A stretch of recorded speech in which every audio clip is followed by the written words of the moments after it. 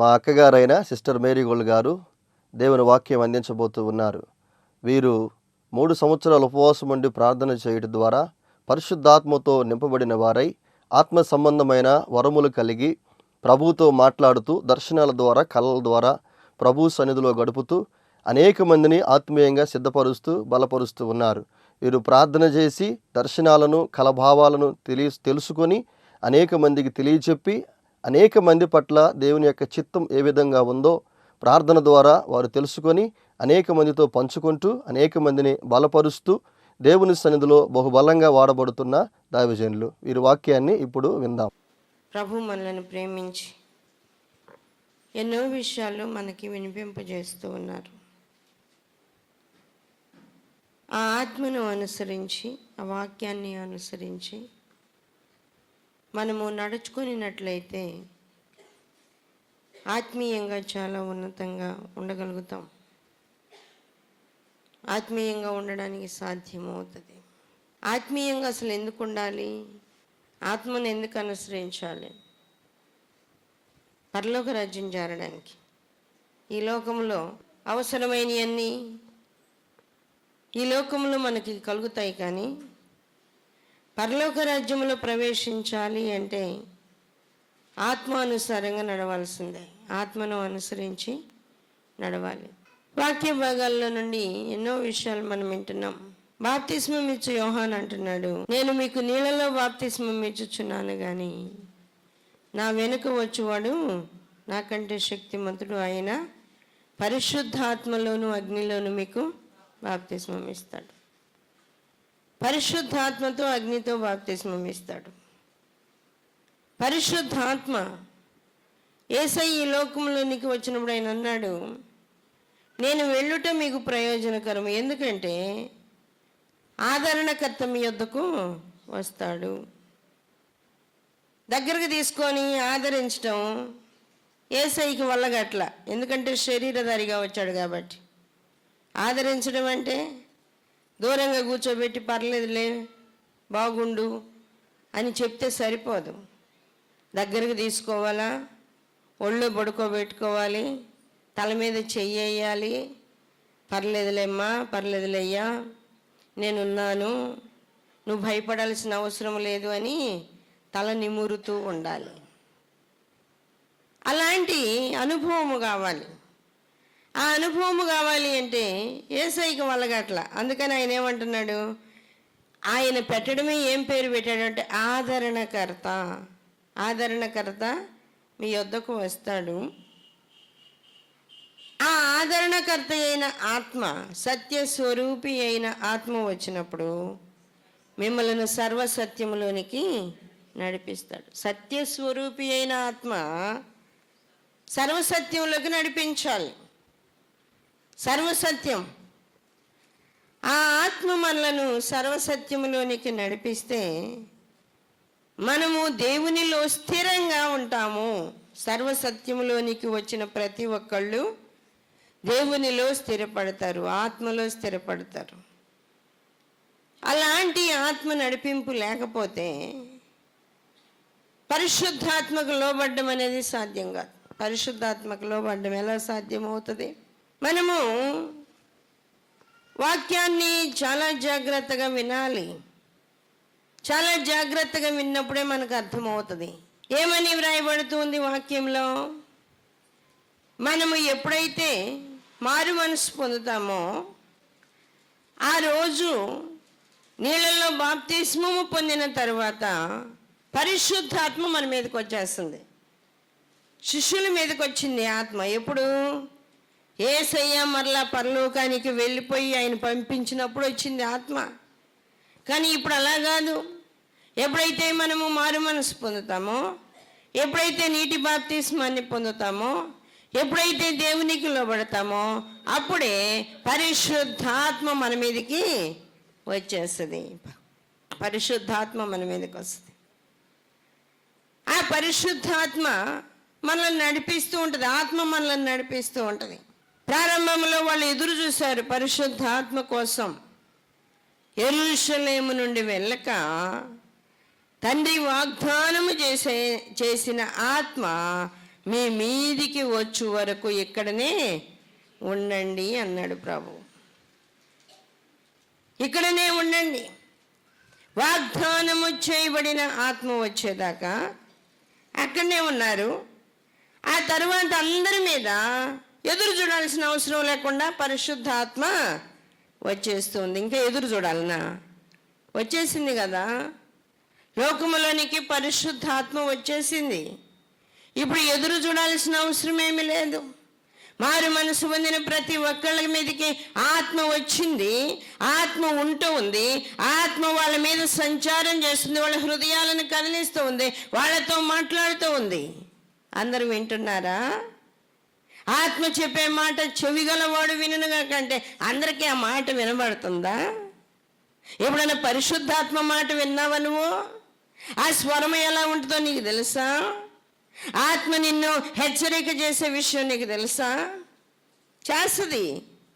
ఖచ్చితంగా పరిశుద్ధాత్మ దేవుడు మనల్ని హెచ్చరిక చేస్తాడు. అసలు పరిశుద్ధాత్మ మొట్టమొదటి చేసే క్రియ ఏంటి అంటే, యోహాను సువార్త 16వ అధ్యాయంలో ఏమని వ్రాయబడుతుంది? యోహాను సువార్త 16వ అధ్యాయంలో రాయబడుతున్న మాట ఏంటి అంటే, వాక్య భాగాన్ని చూద్దాం. 8వ వచనము, ఆయన వచ్చి పాపమును గూర్చి, నీతిని గూర్చి, తీర్పును గూర్చి లోకమును ఒప్పుకొనజేయును. మొట్టమొదటి చేసేది పరిశుద్ధాత్మ చేసే పని ఏంటి అంటే, పాపమును గూర్చి, నీతిని గూర్చి, తీర్పుని గురించి మాకు తెలియదు అనడానికి వీలు లేకుండా, ఇది పాపమా, ఇది పాపం అనే సంగతి మాకు తెలియదే అంటారేమో ఒకవేళ రేపు. ఇది పాపమా, ఇది పాపమని నాకు తెలియదే, అది పాపమని తెలిస్తే నేను చేసేవాడిని కాదే, ఇది పాపమని తెలిస్తే నేను చేసేదాన్ని కాదే అని అంటారేమోనని పాపమును గూర్చి ముందైనా ఒప్పింపజేస్తాడు.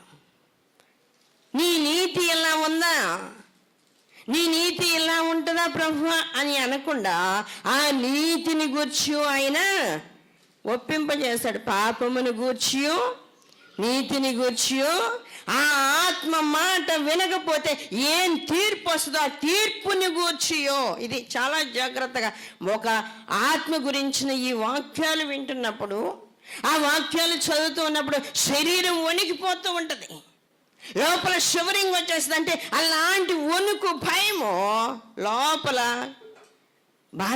భయపెడతా ఉంటుంది. చాలా భయము. అసలు ఆ నడిపింపు ఉంటే ఎవరో పరిశుద్ధాత్మకు విరోధంగా నడవలేరు. ఆత్మ నడిపింపు ఉంటే ఎవరు విరోధంగా వెళ్ళలేరు. ఆ నడిపింపుకి ఎవరు ఇష్టపడట్లా. ఎందుకంటే వాళ్ళ ఇష్టం నెరవేర్చుకోవడానికి ఆత్మ అడ్డమైపోతుంది.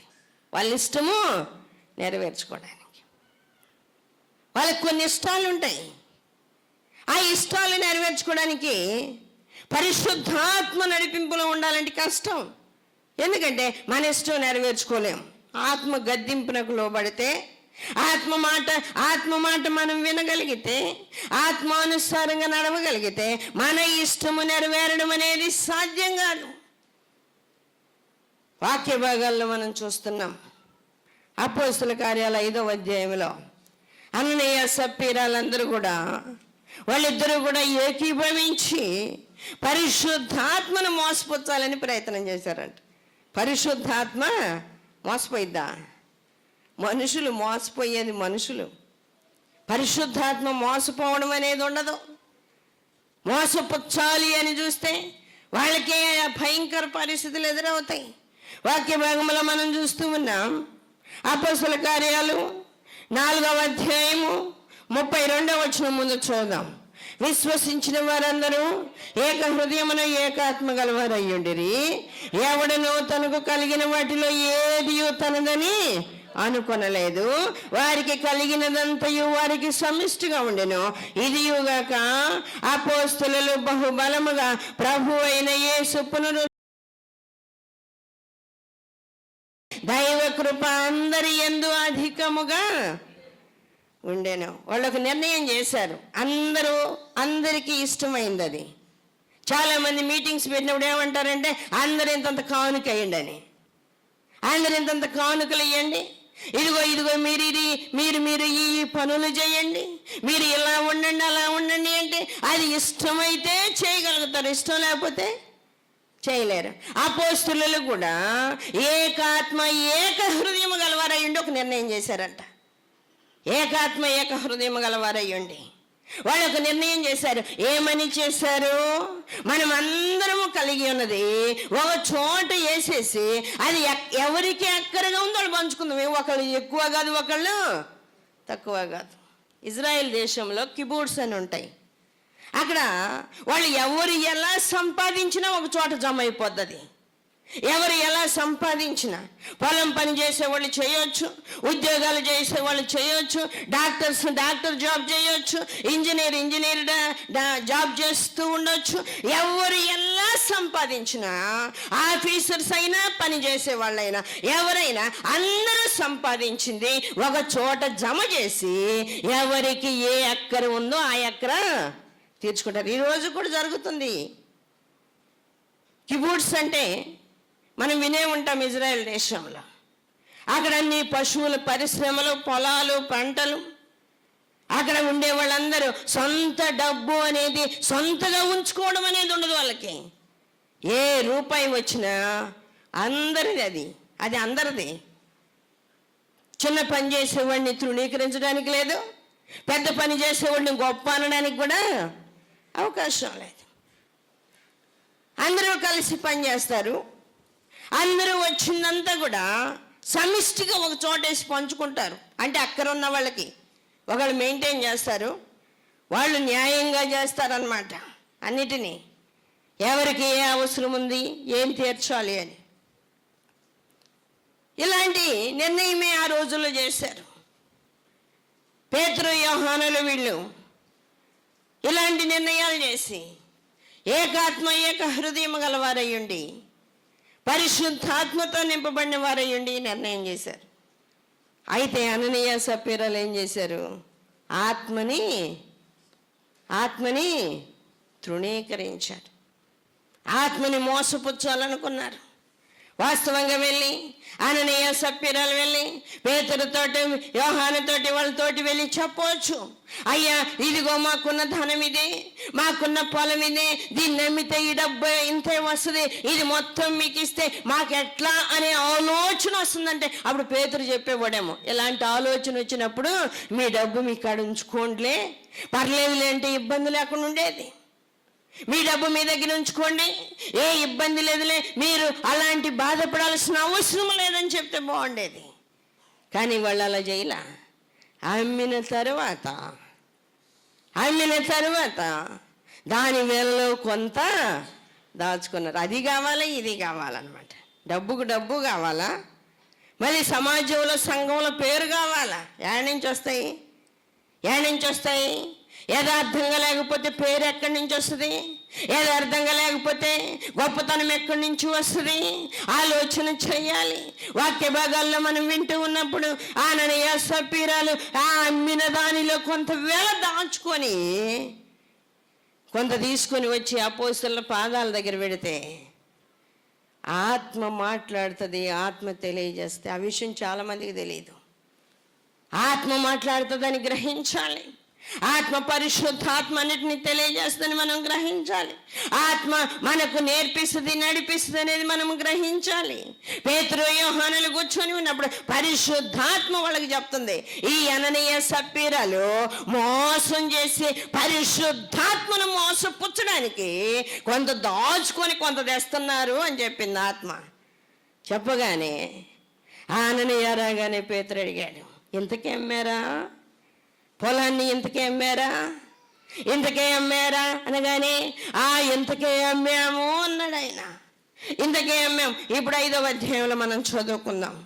అపోస్తలుల కార్యాలు 5వ అధ్యాయము 3వ వచనం. అప్పుడు పేతురు, అననీయ, నీ భూమి వెలలో కొంత దాచుకొని పరిశుద్ధాత్మను మోసపుచ్చుటకు సాతాను ఎందుకు నీ హృదయమును ప్రేరేపించును. ఎలాంటి పరిశుద్ధాత్మను మోసపుచ్చే ప్రేరేపణ ఎంతో మందిలో ఉంది.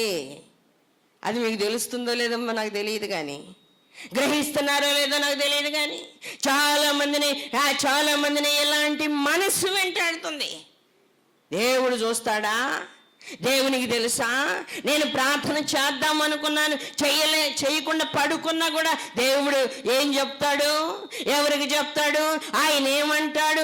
ఏమనల్లే, ఆత్మ మనల్ని చూస్తుందా అనే అలాంటి భ్రమలో ఉన్నప్పుడు, అలాంటి ఆలోచనలో ఉన్నప్పుడు ఏమైపోతున్నాం మనము?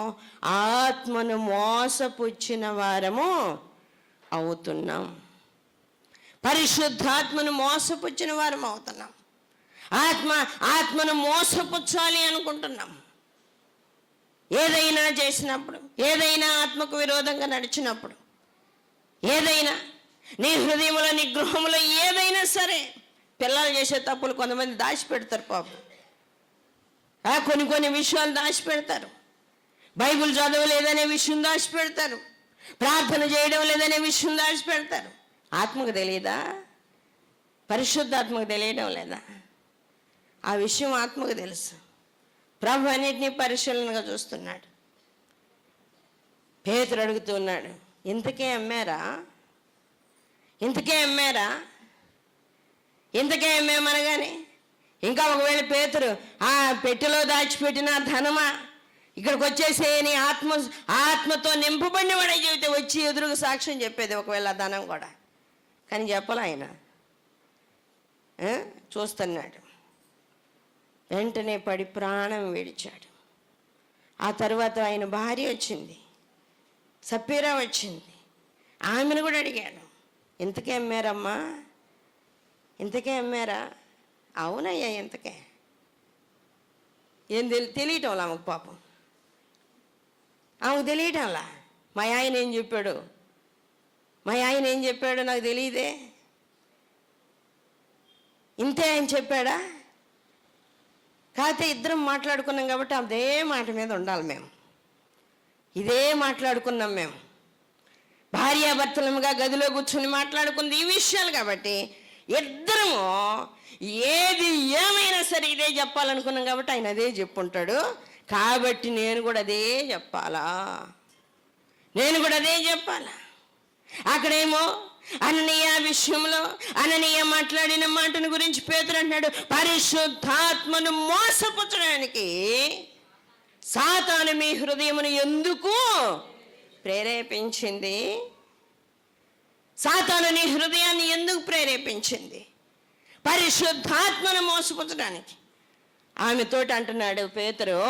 వాక్య భాగాన్ని మనం చూస్తూ ఉంటే 9వ వచనం, అందుకు పేతురు, ప్రభు యొక్క ఆత్మను శోధించుటకు మీరెందుకు ఏకీభవించితరే? దేనికి ఏకీభవించాలి? మంచి విషయాలకు ఏకీభవించాలి. ఆత్మానుసారమైన విషయాలకు ఏకీభవించాలి. ప్రార్థనకు సంబంధించిన విషయాలకు ఏకీభవించాలి. మంచి విషయాలకు ఏకీభవించాలి. కానీ ఆత్మను శోధించడానికో, ఆత్మను మోసపుచ్చడానికో, ఆత్మను దుఃఖపరచడానికో, ఆత్మను వేధించడానికో, ఆత్మను ఆర్పుకోవడానికో కాదు. ఆత్మ ఆరిపోతే తర్వాత ఏముంది ప్రయోజనం? అన్నయ్యలో ఆత్మ ఆరిపోయింది, సపీరాలో ఆత్మ ఆరిపోయింది, ఆ తర్వాత ఏముంది వెలిగించుకోవడానికి? దేవుని సన్నిధిలో మనం ఆలోచించాలి. నువ్వు ఏకీభవిస్తుంది దేనితో? ఏ విషయాల్లో ఏకీభవిస్తున్నావు? ప్రభు అంటూ ఉన్నాడు, దొంగను చూచినప్పుడు వానితో ఏకీభవించదు, వ్యభిచారులతో నీవు సాంగత్యము చేస్తావు. తెలియదు అనుకుంటావు. వాళ్ళకేం తెలుసు? ఆడు కూర్చుంటారు పాస్టర్లో. ఆత్మకు తెలియదా? దైవజనులకు తెలియాలనా? దైవజనులకు తెలియాలి. దైవజనుల కోసం నువ్వు భక్తి చేస్తున్నావా? దైవజనుల కోసమేనా? వాళ్ళకి తెలిస్తే ఇబ్బంది, తెలియకపోతే మంచిదేనేనా? అదొక్కటేనా? ఆత్మ నిన్ను చూస్తుంది. పేతురు అంటున్నాడు, ఆత్మను, పరిశుద్ధాత్మను శోధించుటకు మీరెందుకు ఏకీభవించారు? శోధించడానికి, ఆత్మను శోధించడానికి ఎందుకు ఏకీభవించారు? దొంగను చూచినప్పుడు వానితో ఏకీభవించి, వ్యభిచారులతో సాంగత్యం చేస్తూ, అన్ని ఇలాంటి పనులు నువ్వు చేస్తూ ఉన్నప్పుడు, ఆత్మకు విరోధంగా నీవు నడుస్తూ ఉన్నప్పుడు ఆత్మను నీవు శోధించినట్టు కాదా? అది నీకు అర్థమవుతుందా? ఆత్మను శోధించినట్టే. దేవునికి విరోధంగా నడవడం అంటే ఆత్మను శోధించినట్టే. ఆలోచన చేయాలి. మోసపుచ్చాలని ప్రయత్నించకూడదు. ఆత్మ మోసపోదు. గుర్తుపెట్టుకోవాల్సింది ఒకటే, ఆత్మ ఎప్పటికీ మోసపోదు. పౌలు గారు అంటాడు, మోసపోకుడి, నువ్వు ఆలోచించే ఆలోచన నిన్ను మోసం చేస్తుంది, జాగ్రత్త అన్నాడు ఆయన. నువ్వు ఆలోచన చేసే ఆలోచన నిన్ను మోసం చేస్తుంది, దేవుణ్ణి కాదు. మోసపోకుడి, దేవుడు వెక్కిరించబడు. మనుష్యుడు ఏమి విత్తుతాడు అదే పంట కోస్తాడు. మనుష్యుడు ఏమి విత్తితే అదే కోస్తాడు. మనుషులు ఏమి విత్తుతారో, ఏ పంట, ఏ విత్తనాన్ని అయితే వేస్తారో అదే పంట వస్తుంది. నువ్వు మోసం చేసుకుంటూ పోతే నిన్ను మోసం చేసేవాళ్ళు పుట్టకొస్తారు. నిన్ను మోసం చేసేవాళ్ళు కూడా అలానే వస్తారు. నువ్వు ఏది చేస్తే అదే నీకు చేయబడుతుంది, అదే చేయబడుతుంది నీకు. దేవుని సన్నిధిలో ఆలోచన చేయాలి. అననీయ సప్పీరాలు ప్రాణాన్ని పోగొట్టుకున్నారు, ప్రయోజనం ఏమి లేదు. ప్రాణాన్ని పోగొట్టుకున్నారు. అననీయ చనిపోయాడు, సప్పీరా కూడా చనిపోయింది. పేతురు అంటూ ఉన్నాడు 9వ వచనంలోనే మనం చూస్తే, ఇదిగో నీ పెనిమిటిని పాతిపెట్టిన వారి పాదములు వాకిటిన ఎన్న వారు నిన్నును మోసుకొని పోవుదురని ఆమెతో చెప్పారు. ఇంకేముంది చెప్పండి? వారు నిన్నును మోసుకొని పోతారు, వాళ్ళు నిన్ను మోసుకొని వెళ్ళిపోతారు. ఆత్మ మనల్ని నడిపించేటప్పుడు ఆత్మానుసారంగా మనం నడవకపోతే, పరిశుద్ధాత్మకు విరోధంగా నడిస్తే చాలా డేంజర్. అది మనుష్య కుమారునికి విరోధముగా మాట్లాడువానికి పాపక్షమాపణ కలదు, కానీ పరిశుద్ధాత్మకు విరోధముగా మాట్లాడువానికి ఈ యుగమందైనను రాబో యుగమందైనను పాపక్షమాపణ లేదు. మత్తయి సువార్త 12వ అధ్యాయంలో 12:31, కాబట్టి నేను మీతో చెప్పున్నదేమనగా మనుషులు చేయు ప్రతి పాపమును దూషణయు వారికి క్షమించబడును, కానీ ఆత్మ విషయమైన దూషణకు పాప క్షమాపణ లేదు. ఆత్మ మనల్ని నడిపించినప్పుడు ఆత్మకు అనుకూలంగా మనం నడవాలి, ఆత్మానుసారంగా నడవాలి. ఆత్మానుసారంగా నడిచినప్పుడు శరీర ఇచ్ఛలు నెరవేరవు. శరీర ఇచ్ఛలు శరీరానికి ఎన్ని కోరికలు ఉంటాయో, ఈ మట్టిలో కలిసిపోయే శరీరానికి, ఇది మట్టిలోనే కలిసేది. ఏమి దీనికి ఏమైనా బంగారు మంచం చేపించి ప్రభు తీసుకుపోయాడు బండేయుడు, ఇది ఆడికి పోవాలి? ఈ మన్నైన ఈ దేహము మునుపటి వల్ల మళ్ళీ భూమికి చేరిపోయి మట్టి అయిపోద్ది. మళ్ళీ ఒకవేళ కొంతకాలం తర్వాత తవ్వి తీస్తే మన షేప్ ఇలానే కనబడదు. ఏముంటుంది ఆడ? మట్టి. మన్నైనది మరలా భూమికి చేరి మట్టి అయిపోతుంది. ఆత్మ దాన్ని దయచేసిన దేవుని యొద్దకు చేరుతుంది. దానిని దయచేసింది ఎవరు? దేవుడే. దాన్ని దయచేసింది దేవుడే. నువ్వు అనొచ్చు, ఆదాము హవ్వలకైతే దేవుడు నాసికారంధ్రములలో జీవవాయువుని ఊదాడు కాబట్టి వాళ్ళు జీవాత్మ అయ్యారు. వాళ్ళకు ఊదింది దేవుని ఆత్మ కాబట్టి వాళ్ళకి అడిగి పోవాలి, దేవునికి అడిగి పోవాలి ఆ ఆత్మ. కానీ నన్ను నాలో ఊదింది ఆయన కాదు. నా తల్లి కడుపులో నేను తయారు చేయబడ్డానంటే, నువ్వు బతుకున్నావు అంటే ఏ ఆత్మ ద్వారా బతుకున్నావు? దేవుడు నీ కడుపులో తల్లి గర్భములో నీవు రూపించబడిన తరువాత ఆయన నీలో ఊపిరి ఊదుతాడు. నీకు తెలియదు ఆ సంగతి, నీ తల్లికి కూడా తెలియదు ఆ సంగతి. నిన్ను కనడం వరకే తెలిసింది, కానీ లోపల ఏం జరిగిందో నీ తల్లికి కూడా తెలియదు. లోపల ఆ క్రియ ఎలా ఉంటుందో కూడా తెలియదు, అర్థం కావడం లేదు. దేవుని యొక్క సన్నిధిలో ఆత్మకు అనుకూలంగా నడిచినప్పుడు, ఆత్మానుసారంగా నడిస్తే, ఆత్మను మోసపుచ్చాలంటే భయం. ఆత్మకు అనుకూలంగా నడుస్తూ ఉంటే ఆత్మను శోధించాలి అంటే భయం. ఆత్మను శోధించాలంటే భయం. దేవుని సన్నిధిలో మనం ఆలోచన చేయాలి. ఆత్మ మనకి అన్నిటినీ ఒప్పింపజేస్తుంది. మనతో నడుస్తూ ఉంటుంది, మనల్ని నడిపిస్తూ ఉంటుంది, మనతో మాట్లాడుతూ ఉంటుంది, ప్రేరేపణ ఇస్తూ ఉంటుంది, ఆత్మ మనలను హెచ్చరిక చేస్తూ ఉంటుంది.